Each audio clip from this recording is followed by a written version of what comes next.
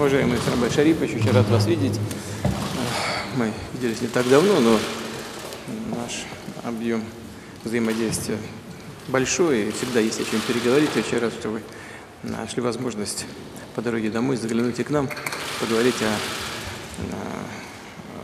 сегодняшнем состоянии наших двухсторонних отношений, ну и поговорить по другим вопросам, в том числе и по проблемам интеграции. Очень рад вас видеть. Добро пожаловать. Уважаемый Владимир Владимирович, хотел бы выразить благодарность вам за возможность встретиться и обсудить актуальный вопрос двустороннего сотрудничества.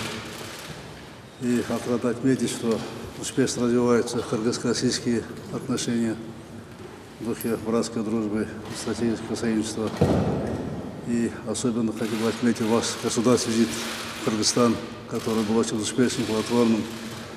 Благодаря вашей личной поддержке было подписано 54 соглашения свыше 6 миллиардов долларов США. Кыргызстанцы, народ Кыргызстана всегда традиционно считает вас искренним другом Кыргызстана, который вносит неоценимую помощь в развитии нашей страны, нашего государства.